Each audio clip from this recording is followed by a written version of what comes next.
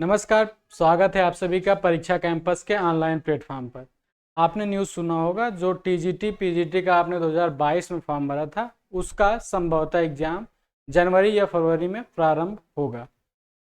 उसी के सिलसिले में हम आज टीजीटी और पीजीटी का प्रैक्टिस सेट शुरू कर रहे हैं, जिसमें आज हम आधुनिक भारत से संबंधित जो प्रैक्टिस सेट है उसको शुरू करेंगे। इसमें खास क्या है, इस प्रैक्टिस सेट में हम टॉपिक वाइज सभी प्रश्नों का सॉल्व करेंगे। आज का जो हमारा टॉपिक है, भारत में यूरोपीय कंपनियों का आगमन और जो उस समय के तत्कालीन प्रांतीय राजवंश हैं उनके साथ उनका कैसा संबंध रहा है, उससे संबंधित अक्सर प्रश्न जो है परीक्षाओं में पूछे जाते हैं। तो उसी के लिए आज का प्रैक्टिस सेट है। अगला जो हमारा प्रैक्टिस सेट होगा उसमें हम जो बचे हुए बंगाल अवध के बाद जो मैसूर या मराठा जो साम्राज्य हैं उनसे संबंधित प्रश्नों को सॉल्व करेंगे। तो आइए आज अपनी इस महत्वपूर्ण प्रैक्टिस सेट की शुरुआत करते हैं। देखते हैं कि कौन कौन से ऐसे प्रश्न हैं जो अक्सर आपकी परीक्षाओं में पूछे जाते हैं या पूछे जाने की जिनकी संभावना है। आज का हमारा पहला प्रश्न है, निम्नलिखित में से किसने भारत आने के पीछे अपने लक्ष्यों को इन शब्दों में व्यक्त किया है।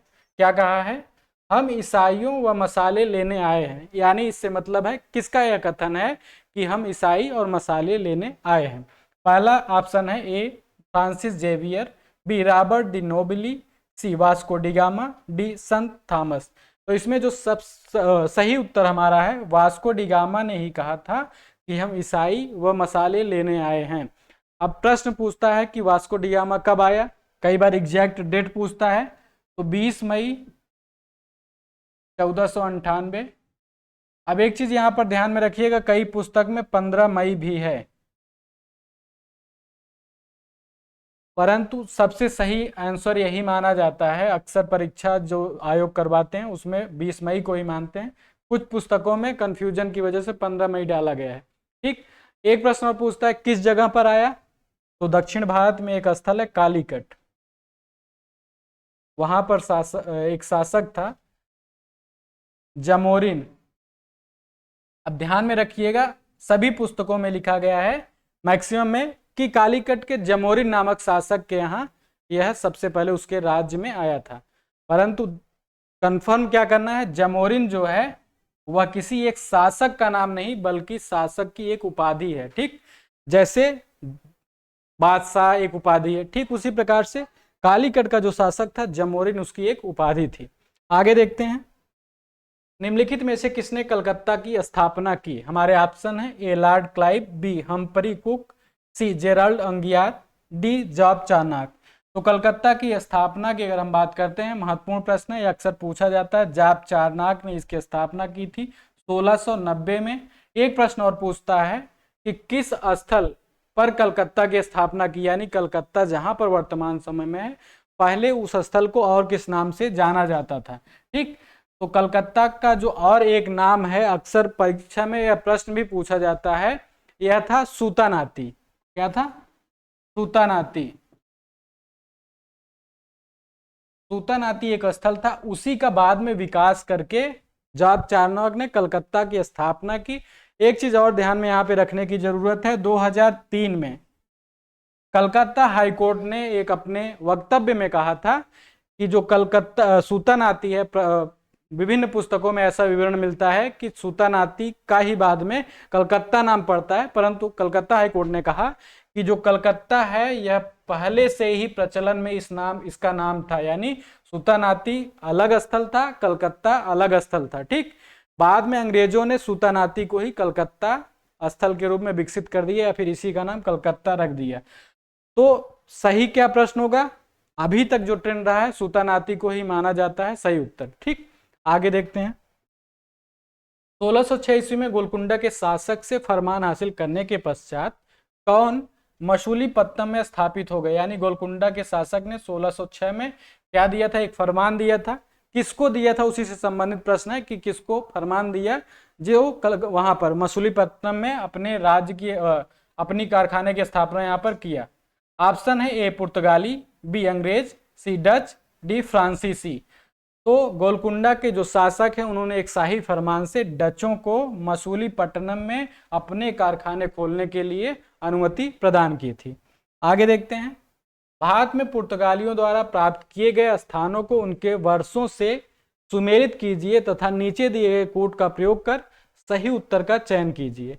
हमारे इसमें दिया गया है कि स्थल कौन कौन से हैं जिनकी स्थापना पुर्तगालियों ने की है। अब किस वर्ष स्थापना की है, इससे संबंधित यह प्रश्न है। अगर कालीकट की बात करते हैं तो आपको पता होगा कालीकट में सबसे पहले अंग्रेज कब आए, पुर्तगाली कब आए, 1500 ईस्वी में कालीकट में अपनी फैक्ट्री की स्थापना इन्होंने की। फिर कन्नानौर की अगर हम बात करते हैं तो 1502 में, धाबोल की बात करते हैं 1522 में, पोन्नानी को अगर हम देखते हैं तो 1526 में यहाँ पुर्तगालियों ने अपने फैक्ट्रियों की स्थापना की, यानी ए में 3, बी में 4, सी में 1, डी में 2, 3 4 1 2, 3 4 1 2। तो जो ऑप्शन हमारा यहाँ पे कूट है वह सही से लिखा नहीं गया है, तो इसके अनुसार जो हमने विकल्प मैच करवाया यही हमारा सही उत्तर है। आगे देखते हैं, किस क्रम में यूरोपीय लोग व्यापार करने हेतु भारत आए। महत्वपूर्ण प्रश्न है, कई बार परीक्षा में पूछा गया है।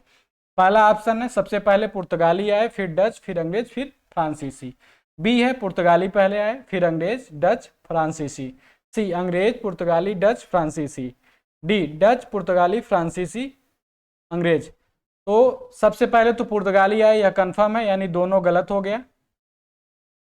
एक इसका ट्रिक है PDAF, याद रखिएगा। पी से मतलब पुर्तगाली, डच, अंग्रेज, फ्रांसीसी। पुर्तगाली, डच, अंग्रेज, फ्रांसीसी जो हमारा यह ऑप्शन है ए वाला, यही सही है। इसी क्रम में यूरोपीय लोग भारत में व्यापार करने आए थे। आगे देखते हैं, दक्कन की किस सल्तनत से अल्बुकर्क ने गोवा हस्तगत किया था। हमारे ऑप्शन है अहमदनगर, बी बरार, सी बीजापुर, डी गोलकुंडा। यानी अल्बुकर्क जो क्या कहते हैं फ्रांसीसी गवर्नर था, इसने फ्रांसीसी वायसराय था, इसने दिल्ली जो दक्कन में सल्तनत स्थापित की गई थी, बीजापुर, गोलकुंडा, बरार, इन सब में से कौन सी ऐसी सल्तनत थी जिसके अंतर्गत गोवा था, उससे छीन लिया था। तो इसमें हमारा जो सही उत्तर होगा, बीजापुर की एक सल्तनत थी। बीजापुर सल्तनत के अंतर्गत गोवा एक प्रांत था जिसको 1510 ईस्वी में अल्बुकर्क ने वहां पर आक्रमण करके अपने अधीन कर लिया था। एक चीज कमेंट बॉक्स में बताइएगा कि बीजापुर का तत्कालीन सुल्तान कौन था जिसने क्या कहते हैं जिससे यह अल्बुकर्क ने गोवा को अपने अधीन किया था। ठीक, आगे देखते हैं, 1498 में वास्को डी गामा कहाँ पहुंचा। इसके पहले वाला जो पहला प्रश्न था उसी में मैंने बताया था। हमारे ऑप्शन है सूरत, कन्याकुमारी, सी कालीकट, डी मालाबार। तो कालीकट में ही 1498 में वास्को डी गामा सबसे पहले आया। आगे देखते हैं, भारत में पहला पुर्तगाली वायसराय कौन था। बहुत ही महत्वपूर्ण प्रश्न है, कई बार यह परीक्षा में आया है। पहला है Francisco de Almeida, B Alfonso Albuquerque, C Alfonso Diaz, D Vasco da Gama. तो भारत में पहला पुर्तगाली जो वायसराय है, कई लोग कंफ्यूजन में वास्को डी गामा को लगाते हैं। उनका मानना है कि वास्को डी गामा सबसे पहले भारत आया, तो यही सबसे पहला वायसराय होगा, परंतु पहला वायसराय यह नहीं है, यह भारत में 3 बार आया था। तो पहला पुर्तगाली वायसराय है फ्रांसिस्को डी अल्मीडा है। ठीक, फ्रांसिस्को डी अल्मीडा ही भारत में पुर्तगालियों का पहला वायसराय था। आगे देखते हैं, किस यूरोपीय शक्ति ने पहली बार भारत के साथ समुद्री मार्ग से व्यापार करना शुरू किया। ऑप्शन है ए डच, बी फ्रेंच, सी पुर्तगाली, डी स्पेनिश। तो अभी आपने देखा सबसे पहले जो आएगा भारत में वही सबसे पहले समुद्री मार्ग से व्यापार भी करेगा।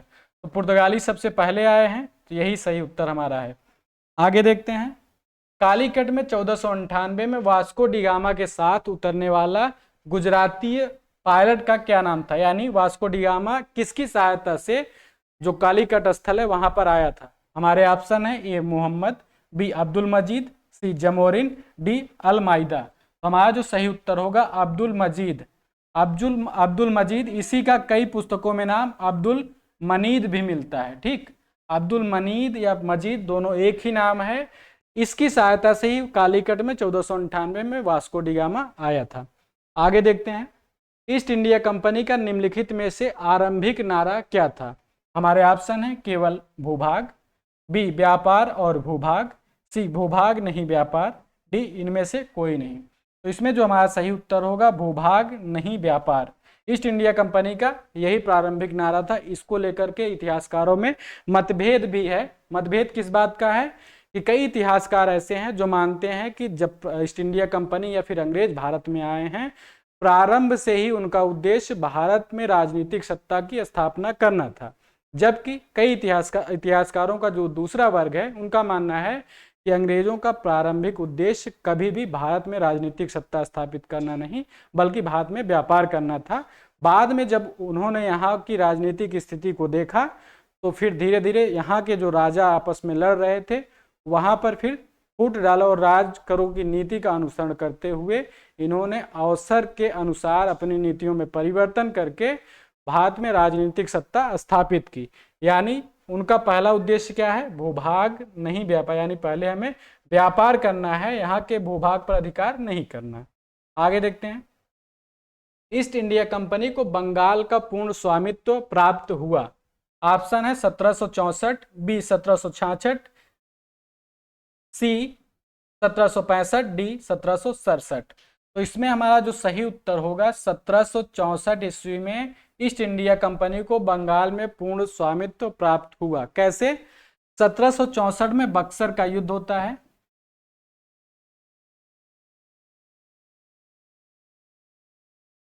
अब यहां पर ध्यान में रखिएगा, इसमें भी कंफ्यूजन है।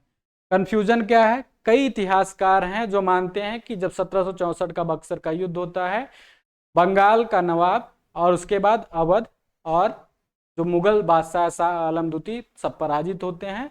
इसके बाद ही ईस्ट इंडिया कंपनी का वहां पर पूरे भारत में उत्थान होने लगता है और उन्हें बंगाल पर पूर्ण स्वामित्व मिल जाता है। जबकि इतिहासकारों का दूसरा वर्ग मानता है कि 1764 में नहीं, बल्कि इलाहाबाद की प्रथम संधि जो 12 अगस्त 1765 को हुई, 12 अगस्त 1765 के बाद, क्योंकि इसी संधि में यह प्रावधान था, मुगल बादशाह ने बंगाल, बिहार और उड़ीसा की दीवानी का अधिकार यानी राजस्व वसूली का अधिकार ब्रिटिश ईस्ट इंडिया कंपनी को दिया था।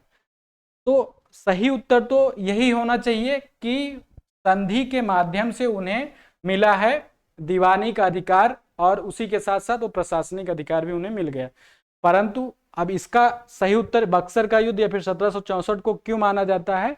क्योंकि संधि तो बाद में हो रही है, ठीक, संधि हारने पर हो रही है, अधिकार उनका हो गया है, वे किसी भी प्रकार से अपनी मनमर्जी से कोई भी संधि कर सकते थे, ठीक। तो सही उत्तर क्या है? ये 1764 के बाद या 1764 में ही बंगाल में पूर्ण स्वामित्व प्राप्त हुआ। आगे देखते हैं। पांडिचेरी स्थापित किया गया था इसके द्वारा, यानी पांडिचेरी की स्थापना किसने की थी? हमारे ऑप्शन है ए डूमस, बी डुप्लिक्स, सी मार्टिन, डी ला बार्डोनाइस। तो इसमें जो सही उत्तर होगा हमारा फ्रैंको मार्टिन। इसका पूरा नाम क्या था? Franco Martin. फ्रैंको मार्टिन ने ही चंद्रगिरी के राजा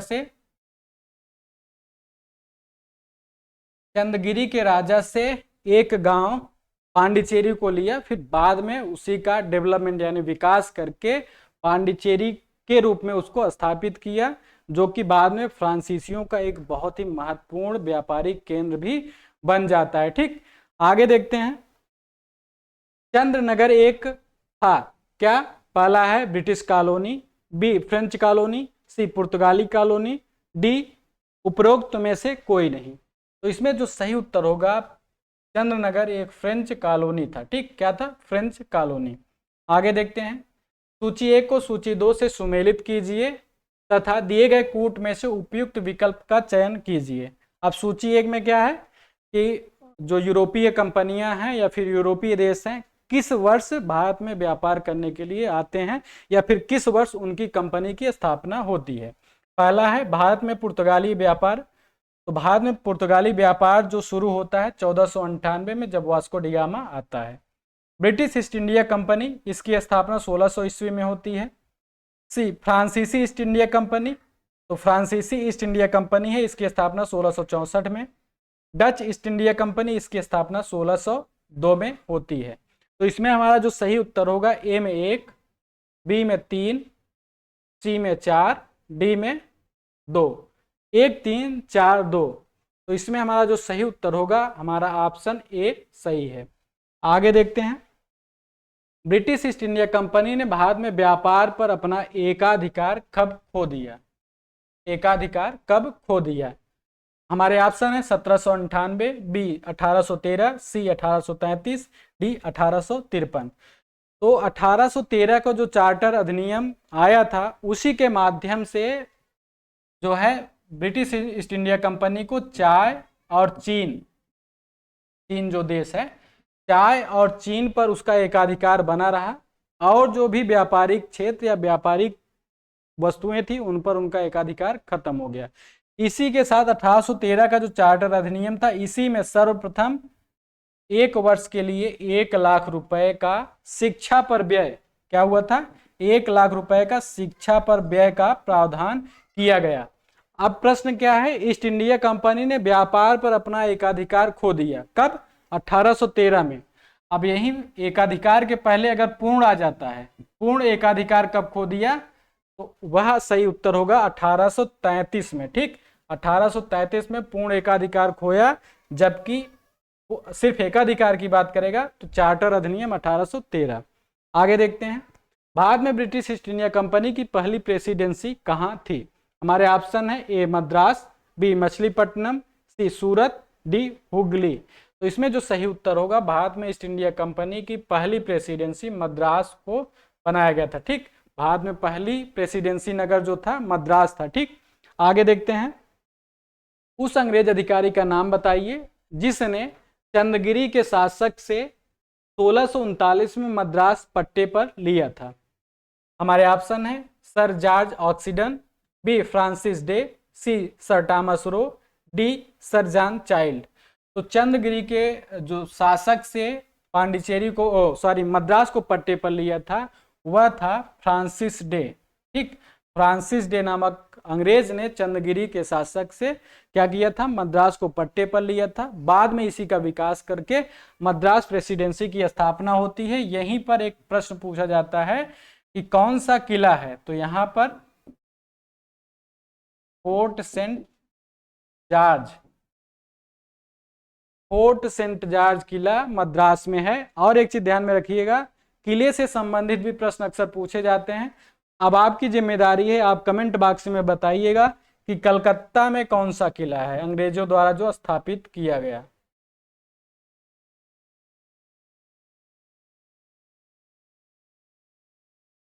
आगे देखते हैं। निम्नलिखित में से किसने 1613 ईस्वी में सूरत में अंग्रेजों द्वारा कारखाना स्थापित करने के लिए फरमान जारी करने हेतु जहांगीर को प्रभावित किया? यानी जो ऑप्शन दिए गए हैं इसमें कौन सा ऐसा सही ऑप्शन है जिसकी वजह से प्रभावित होकर के जहांगीर ने अंग्रेजों को सूरत में कारखाना खोलने की अनुमति दी? पहला ऑप्शन है अंग्रेजों और पुर्तगालियों के बीच समन्वय, बी मुगल बादशाह को पुर्तगालियों को बाहर निकालने के लिए एक गुप्त सैनिक सहायता, सी नूरजहां को भारी रिश्वत, डी अंग्रेजों द्वारा पुर्तगालियों के नौसैनिक स्क्वाड्रन की हार। तो इसमें जो सही उत्तर होगा, अंग्रेजों ने क्या किया था, पुर्तगालियों की नौसैनिक जो सेना है उसको पराजित कर दिया था। इसी से प्रभावित होकर के जो जहांगीर है उसने सूरत में अंग्रेजों को 1613 ईस्वी में क्या किया था, सूरत में फैक्ट्री खोलने की स्थापना की अनुमति दी थी। और यहाँ पे महत्वपूर्ण क्या है, 1613 में जो सूरत में फैक्ट्री स्थापित की गई थी वह पहली अस्थाई फैक्ट्री थी। ठीक, पहला अस्थाई कारखाना था। आगे देखते हैं। अंग्रेजों ने पहली फैक्ट्री भारत में कहाँ बनाई? हमारे ऑप्शन है मद्रास, बी कालीकट, सी हुगली, डी सूरत। तो इसमें जो सही उत्तर हमारा होगा, अंग्रेजों ने भारत में पहली फैक्ट्री सूरत में बसाई थी। ठीक, आगे देखते हैं। उस परमिट को क्या कहा गया था जिसके अधीन ईस्ट इंडिया कंपनी को 1717 में प्रत्येक प्रकार के लेन देन से मुक्त भाव से उपयोग के लिए निरीक्षण और सीमा शुल्क के भुगतान से छूट प्राप्त थी? हमारे ऑप्शन है ए दस्तक, बी औरंग, सी जाकात, डी गोमास्त। तो प्रश्न का मतलब है कि ऐसा कौन सा प्रावधान था या फिर उसको क्या कहा जाता था जिसकी वजह से 1717 में ईस्ट इंडिया कंपनी को भारत में मुक्त व्यापार की अनुमति मिल जाती थी? तो इसमें एक प्रकार का नियम बनाया गया, दस्तक जिसे कहा जाता था, यह एक पास था, पास या फिर अनुमति पत्र, या इसी को लाइसेंस भी बोल सकते हो आप। ठीक, एक प्रकार का लाइसेंस था कि इसको दिखा करके आप भारत में मुक्त व्यापार, यानी जब आप व्यापार करोगे किसी भी प्रकार का सीमा शुल्क आपको नहीं देना होगा। आगे देखते हैं, द्वितीय पुर्तगाली वाणिज्यिक अभियान का नेता कौन था? हमारे ऑप्शन है, ए ड्यूरेक पकेको, बी लोपो सोरेज, सी Vasco da Gama, D Alvarez Cabral. तो सबसे पहले कौन आया था पुर्तगालियों में से? तो वास्को डिगामा आया, परंतु जो द्वितीय पुर्तगाली वाणिज्यिक अभियान आया था वह अल्वारेज कब्राल के नेतृत्व में 1500 ईस्वी में आया था। आगे देखते हैं, किस देश का राजकुमार हेनरी द नेविगेटर के नाम से विख्यात था?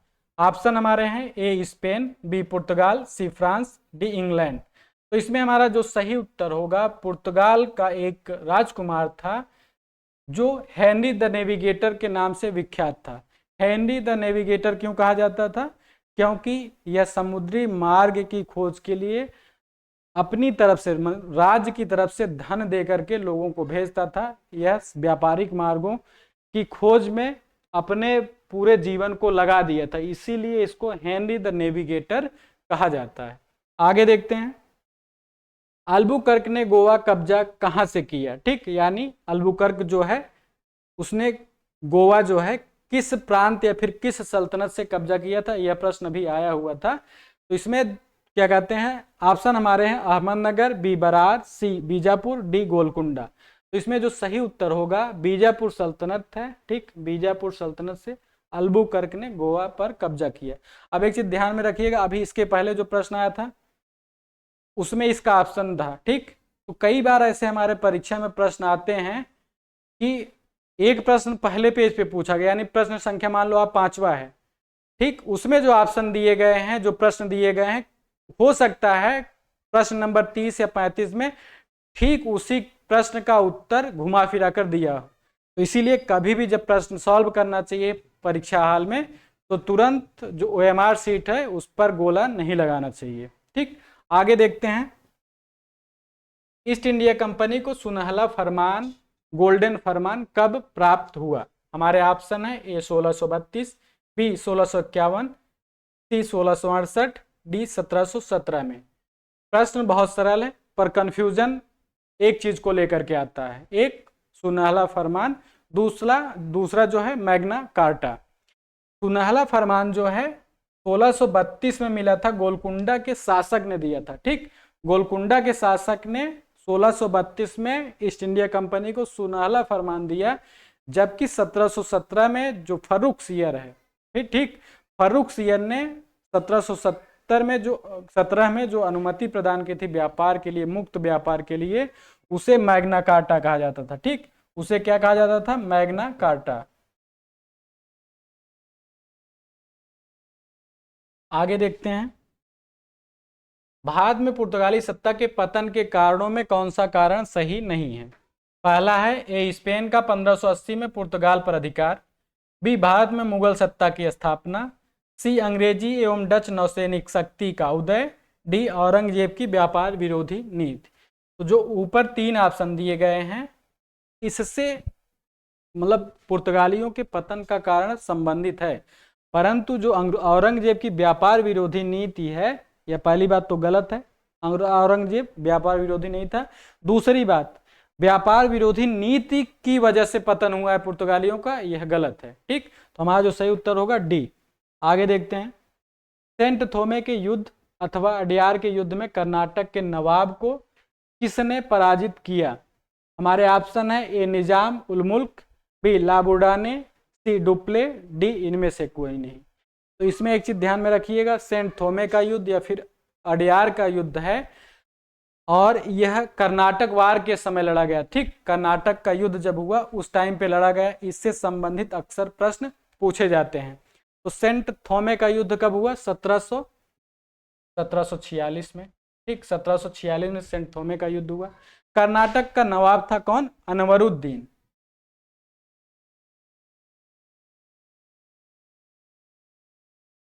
कर्नाटक का नवाब अनवरुद्दीन था। इसको पराजित किसने किया था? डुप्ले। डुप्ले उस समय पांडिचेरी का गवर्नर था। पांडिचेरी का गवर्नर, ठीक, पांडिचेरी का गवर्नर था डुप्ले।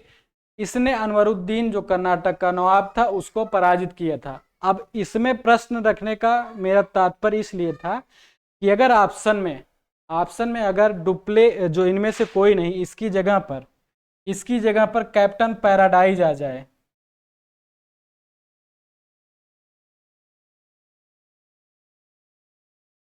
इसकी जगह पर कैप्टन पैराडाइज आ जाएगा तो आप जो प्रश्न है इसका उत्तर बदल जाएगा। क्यों बदलेगा? क्योंकि कैप्टन पैराडाइज जो है इसने ही अनवरुद्दीन को पराजित किया था। ठीक, पांडिचेरी जो डुप्ले है इसका सेनापति कौन था? Captain paradise. कैप्टन पैराडाइज ने अनवरुद्दीन को पराजित किया था।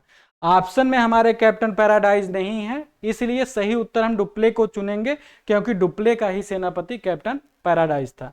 आगे देखते हैं। कर्नाटक युद्ध हुए थे, हमारे ऑप्शन है अंग्रेजों एवं डचों के बीच, बी अंग्रेजों एवं पुर्तगालियों के बीच, सी अंग्रेजों एवं फ्रांसीसियों के बीच, डी अंग्रेजों एवं मराठों के बीच। तो जो कर्नाटक में 3 युद्ध लड़े गए थे, अंग्रेजों एवं फ्रांसीसियों के बीच लड़े गए थे। अब प्रश्न ऐसे नहीं पूछता है कि प्रथम कर्नाटक युद्ध कब हुआ। अब प्रश्न क्या पूछता है? पांडिचेरी की संधि किस कर्नाटक युद्ध में हुआ था? सेंट थोमे का युद्ध या फिर एक्स ला सैपिल की संधि किस कर्नाटक युद्ध में हुआ था? तो इसको लेकर के जो पूरा तथ्य है पूरा कंफर्म कर लीजिएगा। प्रथम कर्नाटक युद्ध कब हुआ? 1746, प्रथम 1746 से 48 के बीच में हुआ। अब हुआ क्यों था यह भी प्रश्न पूछा जाता है। हुआ इसलिए था कि ऑस्ट्रिया जो यूरोपीय देश है, यूरोपीय स्थलरुद्ध देश है, यहां पर उत्तराधिकार के लिए संघर्ष हुआ। ठीक, उत्तराधिकार के लिए युद्ध हुआ किसके बीच? अंग्रेजों और फ्रांसीसियों के बीच, यानी ब्रिटेन और फ्रांस के बीच युद्ध हुआ। अब ये लोग यूरोप में लड़ रहे हैं, उसकी वजह से यहाँ पर भारत में अंग्रेज और फ्रांसीसी भी आपस में लड़ने लगते हैं। 1746 में प्रथम कर्नाटक युद्ध हुआ। क्यों? ऑस्ट्रिया उत्तराधिकार के लिए। संधि क्या हुई? 1748 में एक्स ला सैपिल की संधि हुई। ठीक, कौन सी संधि? 1748 एक्स ला सैपिल, एक्स ला सैपल की संधि से प्रथम कर्नाटक युद्ध की समाप्ति होती है। ठीक, अब द्वितीय कर्नाटक युद्ध कब हुआ? द्वितीय कर्नाटक युद्ध जो है 1749 से 54 के बीच में हुआ। द्वितीय कर्नाटक युद्ध 1749 से 54 के बीच हुआ। क्यों हुआ था? कर्नाटक के उत्तराधिकार को लेकर के। ठीक, यानी कर्नाटक में सत्ता को लेकर के संघर्ष था, उसके लिए फिर द्वितीय कर्नाटक युद्ध हुआ। समाप्त कैसे हुआ? समाप्त हुआ था पांडिचेरी की संधि हुई थी 1856 में। ठीक, पांडिचेरी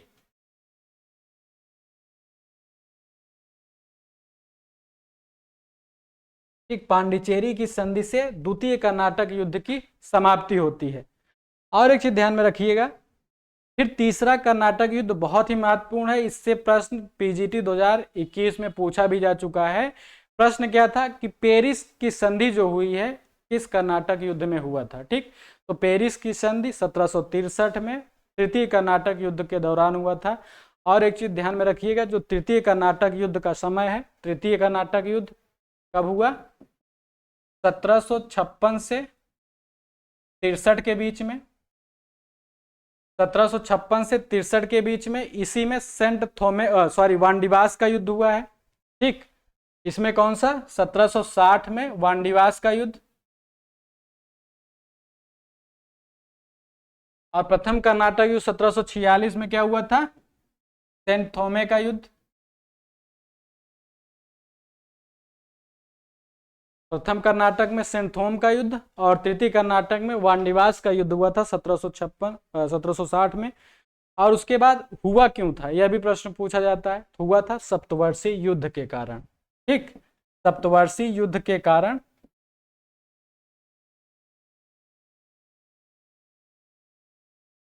अब संधि की इसमें कौन सी संधि होती है? पेरिस की संधि, पेरिस संधि 1763 के बाद ही जो तृतीय कर्नाटक युद्ध है वो समाप्त हुआ है। तो ध्यान में रखिएगा, जो फैक्ट मैंने बताया है डायरेक्ट नहीं पूछता है कि प्रथम कर्नाटक युद्ध कब हुआ, अब पूछता है कि एक्स-ला-सैपियल की संधि किस कर्नाटक युद्ध के समय हुई, या फिर सेंट थॉमे का युद्ध कब हुआ, किस कर्नाटक वार के युद्ध के समय हुआ, या फिर पूछता है कि पेरिस की संधि किस कर्नाटक युद्ध के बाद हुई। ठीक, आगे देखते हैं। निम्नलिखित में से कौन सा यूरोपीय युद्ध प्रथम कर्नाटक युद्ध के प्रारंभ के लिए उत्तरदायी था? तो अभी मैंने बताया था जो ऑस्ट्रिया के उत्तराधिकार के लिए युद्ध हुआ था वह प्रथम कर्नाटक युद्ध के लिए उत्तरदायी था। आगे देखते हैं। निम्नलिखित में से घटनानुसार कौन सा विकल्प बढ़ते क्रम में सत्य है? हमारे ऑप्शन है बक्सर का युद्ध, प्लासी का युद्ध, वांडीवास का युद्ध। दूसरा है पहले वांडीवास का युद्ध हुआ फिर बक्सर फिर प्लासी। सी प्लासी वांडीवास बक्सर। डी बक्सर वांडीवास प्लासी। तो इसमें 3 युद्ध दिया है, वांडीवास बक्सर प्लासी। तो प्लासी का 1757 में, वांडीवास 1760 में, फिर हुआ है 1764 में बक्सर का युद्ध। यानी प्लासी फिर वांडीवास फिर बक्सर। हमारा जो सी ऑप्शन है, सी ऑप्शन यही सही है। आगे देखते हैं। वांडीवास के युद्ध में अंग्रेजी और फ्रांसीसी सेनाओं ने एक दूसरे के विरुद्ध किस वर्ष जंग लड़ी? तो अभी मैंने बताया 1760 में वांडीवास का युद्ध हुआ था। आगे देखते हैं। डेनमार्क ने भारतीय व्यापार हेतु 1620 में किस जिले में अपना केंद्र स्थापित किया? हमारे ऑप्शन है ए मालाबार, बी नागपट्टनम, सी तंजौर, डी सूरत। तो इसमें जो सही उत्तर है डेनमार्क ने तंजौर में 1620 में अपना व्यापारिक केंद्र खोला था। एक चीज ध्यान में रखिएगा, मध्य प्रदेश असिस्टेंट प्रोफेसर यानी एमपी असिस्टेंट प्रोफेसर का एग्जाम हुआ था, इसमें इसका जो सही उत्तर माना है नागपट्टनम को माना है। ठीक, उस आयोग ने नागपट्टनम को इसमें सही उत्तर माना है। आगे देखते हैं। बंबई पुर्तगालियों से 1661 में दहेज में किसे मिला? हमारे ऑप्शन है ब्रिटिश सम्राट चार्ल्स द्वितीय को, बी जमोरिन कालीकट के शासक को, सी इंग्लैंड की महारानी को एलिजाबेथ को, डी महारानी विक्टोरिया को। तो बंबई की अगर हम बात करते हैं तो बंबई 1661 से पहले पुर्तगालियों के अधीन था। ठीक, पुर्तगालियों के अधीन था। अब क्या होता है, पुर्तगालियों की जो राजकुमारी थी कैथरीन ब्रगेंजा, उनका विवाह ब्रिटिश सम्राट चार्ल्स द्वितीय से होता है। तो जब सम्राट का विवाह होता है तो दहेज के रूप में बंबई को उन्होंने 1661 में पुर्तगालियों ने अंग्रेजों को दे दिया था। ठीक, तो जो सम्राट चार्ल्स द्वितीय हैं इन्होंने क्या किया था, उसी को 10 पाउंड वार्षिक कर के बदले, ठीक, यानी मुंबई को ही 10 पाउंड वार्षिक कर के बदले किसको दे दिया था? ईस्ट इंडिया कंपनी को दे दिया था। ठीक, आईईसी ईस्ट इंडिया कंपनी को दे दिया था। ठीक, और एक चीज ध्यान में रखिएगा, पूछता है कि कब दिया था, तो 1661 में इन्हें मिला था, 1668 में इन्होंने ईस्ट इंडिया कंपनी को दे दिया। ठीक, आगे देखते हैं। दलदली स्थल सुल्तानाती में 1690 में किसने कलकत्ता की आधारशिला रखी? हमारे ऑप्शन है captain William Heath, B sir Charles Eyre, C Job Charnock, D John Surman. तो इसके पहले ही आपने प्रश्न देखा था। कुल मिला के प्रश्न जो है सेम प्रश्न आते नहीं, घुमा फिराकर हर साल लगभग यह प्रश्न पूछा गया है। तो इसमें जो हमारा सही उत्तर होगा, सुल्तानाती में ही 1690 में जो कलकत्ता की स्थापना की थी वह व्यक्ति था जॉब चार्नक। आगे देखते हैं। निम्नलिखित में से कौन सा केंद्र भारत में डच व्यापारिक केंद्र नहीं था? हमारे ऑप्शन है ए हुगली, बी मसूलीपट्टनम, सी कराईकल, डी बालासोर। तो डचों की अगर हम बात करेंगे, उनके वाणिज्यिक केंद्र की बात करेंगे, तो उन्होंने हुगली में अपना वाणिज्यिक केंद्र स्थापित नहीं किया था, यही सही उत्तर है। बाकी जो मसूलीपट्टनम, कराईकल और बालासोर है, यहाँ पर डचों के व्यापारिक केंद्र थे। आगे देखते हैं। डचों ने भारत में अपना पहला उपनिवेश कहाँ स्थापित किया? हमारे ऑप्शन है ए कोचीन, बी सूरत, सी सईदाबाद, डी पुलिकट। तो डचों ने भारत में सबसे पहले पुलिकट में ही अपना व्यापारिक उपनिवेश या व्यापारिक फैक्ट्री उन्होंने खोला था। आगे देखते हैं। सिराजुद्दौला के आक्रमण के समय कलकत्ता का गवर्नर कौन था? बहुत ही महत्वपूर्ण प्रश्न है, कई बार यह प्रश्न परीक्षा में पूछा गया है। हमारे ऑप्शन है ए ड्रेक, बी हालफ्रेल, सी आयरकूट, डी हडसन। तो इसमें जो सही उत्तर होगा सिराजुद्दौला के समय रोजर ड्रेक, रोजर ड्रेक जो है यह गवर्नर था उस समय। ठीक, ऑप्शन हमारा ए सही है, रोजर ड्रेक। सिराजुद्दौला ने जब कलकत्ता पर आक्रमण किया था उस समय गवर्नर रोजर ड्रेक था। इसी के समय ब्लैक होल की घटना जो है घटी थी। इसके लिए आगे हम प्रश्नों में इसको बताएंगे। आगे देखिए, निम्न में से कौन सा सही सुमेलित नहीं है? हमारा ऑप्शन है ए ब्लैक होल की घटना 20 जून 1756 को हुई, बी प्लासी का युद्ध 23 जून 1757 को, सी बक्सर का युद्ध 22 अक्टूबर 1764 को, डी देवगांव की सन 17 दिसंबर 1818 को। तो ब्लैक होल की घटना 20 जून 1756 को ही सही है। प्लासी का युद्ध 23 जून को हुआ, यह भी सही है। बक्सर का युद्ध 22 अक्टूबर 1764 को हुआ, यह भी सही है। हमारा जो इसमें गलत है, सही सुमेलित नहीं है, वह है देवगांव की संधि। यह 17 दिसंबर 1803 को नहीं बल्कि 1803 को हुआ था। ठीक, 1803 को 17 दिसंबर 1803 को अंग्रेजों और मराठाओं के बीच क्या हुआ था? देवगांव की संधि हुई थी। आगे देखते हैं, निम्नलिखित घटनाओं को सही तिथि क्रम में व्यवस्थित कीजिए। पहला है मीर जाफर की मृत्यु, बी बक्सर का युद्ध, तीसरा है ब्लैक होल दुर्घटना, चौथा है इलाहाबाद की संधि। अब एक चीज ध्यान में रखिएगा, अभी 3-4 ऑप्शन मैंने जो इसके पहले के प्रश्न है उसमें यह लगभग मिलता हुआ है। अगर हम मीर जाफर की मृत्यु की बात करते हैं तो मीर जाफर की मृत्यु हुई है लगभग फरवरी 1765 में। ठीक, बक्सर का युद्ध कब हुआ है? बक्सर का युद्ध हुआ है 1764 में। ब्लैक होल की जो घटना है 1756 के करीब की है। इलाहाबाद की संधि जो है पहली संधि जो है 1765 में 12 अगस्त को। ठीक, तो सबसे पहले तो आएगी ब्लैक होल की दुर्घटना जो है 1765 यानी 3, फिर आएगा बक्सर का युद्ध 2, फिर आएगा मीर जाफर की मृत्यु, फिर आएगा क्या कहते हैं इलाहाबाद की संधि। 3 2 1 4, 3 2 1 4। तो इसमें यह गलती से मिस टाइप हो गया, यहाँ पर 3 2 1 4 हमारा जो सही उत्तर है वही होगा। आगे देखते हैं, बंगाल सूबे का अंतिम गवर्नर कौन था जिसे मुगल बादशाह ने नियुक्त किया था? यानी प्रश्न ऐसे भी पूछ सकता है कि मुगल बादशाह द्वारा नियुक्त बंगाल का अंतिम गवर्नर कौन था?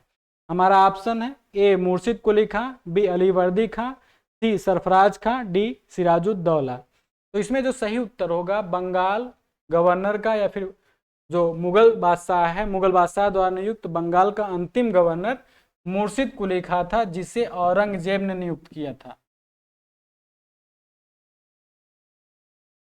औरंगजेब ने नियुक्त किया था। ठीक, तो मुर्शिद कुली खां बंगाल का अंतिम गवर्नर मुगल बादशाह द्वारा नियुक्त होने वाला। आगे देखते हैं, मुगल सम्राट के फरमान को कंपनी का मैग्ना कार्टा किसने कहा? तो जो 1717 का फर्रुखसियर द्वारा दिया गया था फरमान था, उसी को मैग्ना कार्टा कहा जाता है। तो इसमें दिया किसने कहा था मैग्ना कार्टा? ऑप्शन है ए रिजले, बी हैलाक, सी ओरम, डी मार्टिन। तो इसमें जो सही उत्तर होगा हमारा ओरम। इन्हीं को कई पुस्तकों में और में भी लिखा मिलता है। ठीक, दोनों एक ही चीज है। सही उत्तर हमारा और महोदय हैं। इन्होंने 1717 में जो फर्रुखसियर हैं, इन्होंने उस अनुमति पत्र को क्या कहते हैं ब्रिटिश कंपनी का मैग्ना कार्टा कहा था। आगे देखते हैं, किस मुगल बादशाह ने अंग्रेजों की ईस्ट इंडिया कंपनी को वह शाही फरमान जारी किया जिसने उसे 3000 रुपये वार्षिक भुगतान के बदले शुल्क मुक्त व्यापार की अनुमति दी? हमारा ऑप्शन है ए जहांदार शाह, बी फर्रुखसियर, सी बहादुर शाह, डी शाह आलम। तो अभी मैंने बताया जो मैग्ना कार्टा जिसे कहा जाता है 1717 में फर्रुखसियर ने दिया था, यानी उसे 3000 रुपये वार्षिक भुगतान अगर कर देती है ब्रिटिश ईस्ट इंडिया कंपनी, तो उन्हें क्या होगा शुल्क मुक्त व्यापार वे करने की सुविधा प्राप्त कर लेंगे। आगे देखते हैं। सितंबर 1760 की संधि के द्वारा मीर कासिम ने निम्नलिखित में से कौन से 3 जिले ईस्ट इंडिया कंपनी को सौंप दिए? बहुत ही महत्वपूर्ण प्रश्न है, कई बार यह पूछा गया है। हमारे ऑप्शन है ए हुगली, हावड़ा तथा मिदनापुर को, बी ढाका, चटगांव तथा हुगली को, सी मुर्शिदाबाद, बालासोर तथा चंद्रनगर को, डी वर्धमान, मिदनापुर तथा चटगांव को। तो जो सही उत्तर इसमें होगा, मीर कासिम ने 1760 में बर्दवान, मिदनापुर और चटगांव को ईस्ट इंडिया कंपनी को दे दिया था। आगे देखते हैं। बंगाल के किस शासक ने कहा था कि यदि अंग्रेजों को बंगाल की भूमि से बाहर किया तो समुद्र में आग लग जाएगी? हमारे ऑप्शन है ए सरफराज खान बहादुर, बी मुर्शिद कुली खान, सी निजामत खान, डी अलीवर्दी खान। तो इसमें जो सही उत्तर होगा, यह कथन किसने कहा कि अंग्रेजों को बंगाल की भूमि से बाहर किया तो समुद्र में आग लगेगी? वह कथन है अलीवर्दी खां का। ठीक, अलीवर्दी खां का कथन है।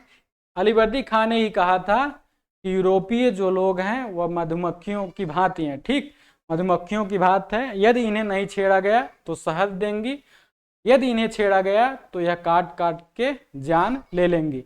अब कमेंट बॉक्स में बताइएगा कि यह कथन किसका है कि मैं अंग्रेजों को मद्रास या फिर भूमि से तो भगा सकता हूं पर समुद्र से नहीं भगा सकता। ठीक, किसका कथन है कि मैं अंग्रेजों को क्या कहते हैं, भारत की भूमि से तो भगा सकता हूं परंतु समुद्र से नहीं भगा सकता। आगे देखते हैं। अंग्रेजों को दीवानी मिलने के समय निम्नलिखित में से बंगाल का नवाब कौन था? हमारे ऑप्शन है अलीवर्दी खां, बी सिराजुद्दौला, सी मीर जाफर, डी नजमुद्दौला। तो दीवानी का अधिकार कब प्राप्त हुआ है? 1765 में। ठीक, 12 अगस्त 1765 को जो इलाहाबाद की प्रथम संधि है उसी के द्वारा मुगल जो बादशाह है शाह आलम द्वितीय, उसी ने बंगाल, बिहार और उड़ीसा की दीवानी का अधिकार किसको दिया था? अंग्रेजों का। दीवानी से मतलब है राजस्व वसूली का अधिकार। ठीक, यानी जो भूमि राजस्व है वह कौन वसूल करेगा, उसी को दीवानी कहा जाता था। ठीक, तो नजमुद्दौला उस टाइम पे कौन था? बंगाल का नवाब था। आगे देखते हैं। अंग्रेजों ने आधुनिक कलकत्ता की स्थापना कब की? कई बार यह प्रश्न रिपीट हो चुका है, तो सही उत्तर इसमें होगा 1690 में। आगे देखते हैं। अहमद शाह अब्दाली ने निम्नलिखित में से किस मुगल शासक के शासनकाल में सर्वप्रथम भारत पर आक्रमण किया? हमारे ऑप्शन है ए मोहम्मद शाह, बी अहमद शाह, सी शाह आलम द्वितीय, डी अकबर द्वितीय। तो इसमें जो सही उत्तर होगा, सबसे पहले अहमद शाह अब्दाली ने 1748 में भारत पर आक्रमण किया। उस समय भारत का जो मुगल शासक था वह था मोहम्मद शाह। ठीक, आगे देखते हैं। बंगाल में ब्लैक होल की घटना किस नवाब के समय हुई थी? तो अभी मैंने बताया था ब्लैक होल की घटना। हमारे ऑप्शन है अलीवर्दी खां, बी सुजाउद्दीन, सी मीर कासिम, डी सिराजुद्दौला। तो जो ब्लैक होल की घटना है यह सिराजुद्दौला के समय हुई थी। एक अंग्रेज व्यक्ति था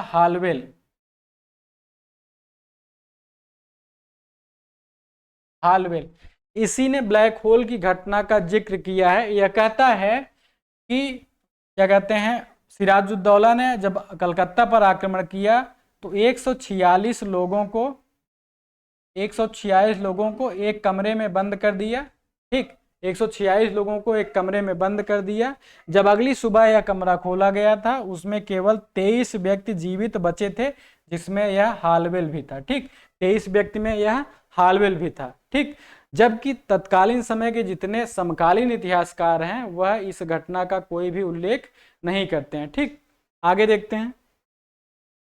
बंगाल के किस नवाब ने यूरोपियों की तुलना मधुमक्खियों से की?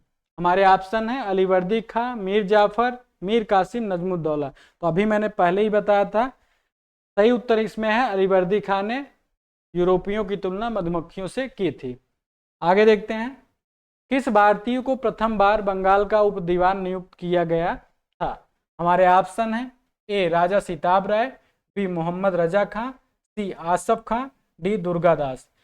तो सबसे पहली बार बंगाल के उप दीवान की अगर हम बात करते हैं तो वही फिर आएगा इलाहाबाद की प्रथम संधि के तहत जो बंगाल में है मोहम्मद रजा खां को उप दीवान बनाया गया था। ठीक, मोहम्मद रजा खां को बंगाल का उप दीवान, जबकि राजा सिताब राय इन्हें बिहार का उप दीवान नियुक्त किया गया था। जबकि उड़ीसा की अगर हम बात करते हैं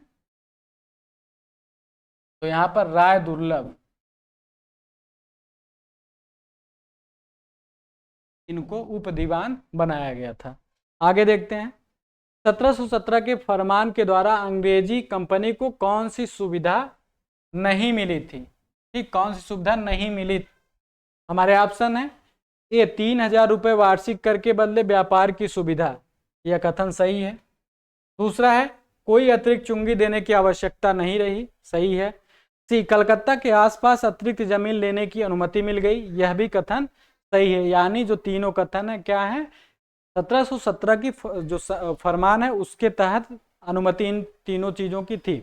जबकि चौथा कथन है 3 साल बाद यह अधिकार अन्यत्र भी देने का आश्वासन दिया गया। तो इस जो फरमान दिया गया था, इस फरमान में कहीं भी ऐसा नहीं कहा गया था कि 3 साल बाद हम किसी और जगह यही सुविधाएं हम आपको प्रदान करेंगे। ठीक, तो जो चौथा कथन है यही सुविधा ब्रिटिश ईस्ट इंडिया कंपनी को 1717 की संधि के द्वारा, फरमान के द्वारा नहीं मिला था।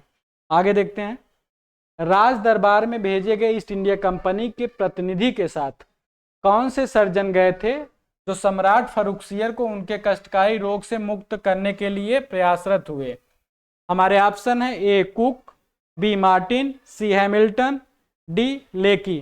तो इसमें जो सही उत्तर होगा हैमिल्टन जो है यह चिकित्सक था, इसने फर्रुखसियर की एक बहुत ही असाध्य बीमारी का इलाज किया था। उससे प्रसन्न होकर के ही 1717 में इसने एक फरमान जारी किया जिसे ओर महोदय ने ब्रिटिश ईस्ट इंडिया कंपनी का मैग्ना कार्टा कहा था। ठीक, आगे देखते हैं, सिराजुद्दौला के उपरांत अंग्रेजों ने बंगाल का नवाब किसे बनाया?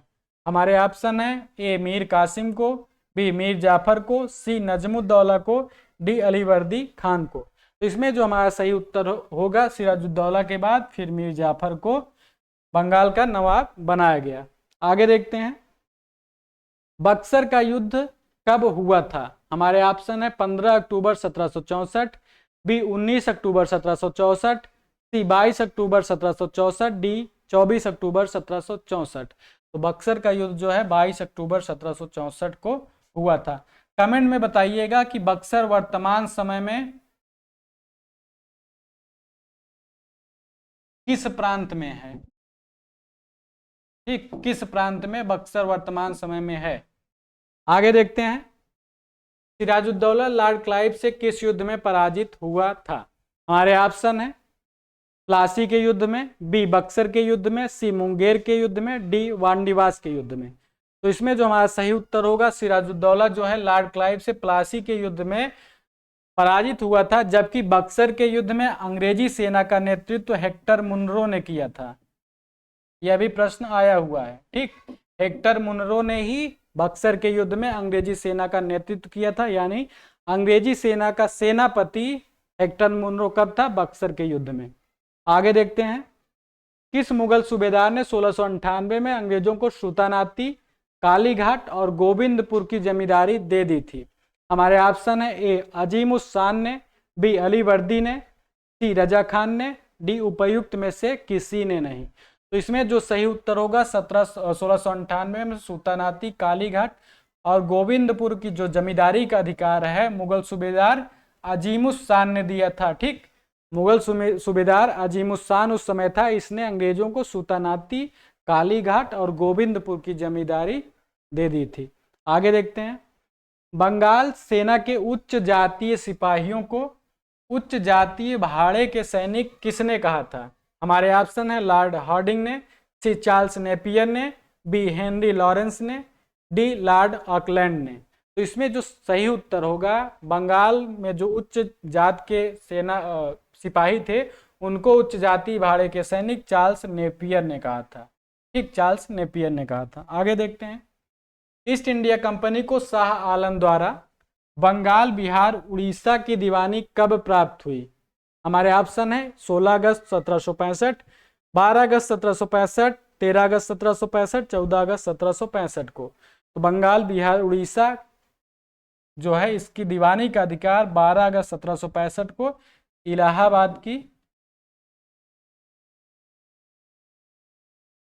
प्रथम संधि, ठीक, इलाहाबाद की प्रथम संधि के द्वारा अंग्रेजों को बंगाल, बिहार, उड़ीसा की दीवानी यानी राजस्व वसूलने का अधिकार प्राप्त हुआ। तो इस प्रकार से यह आज का हमारा आखिरी प्रश्न था।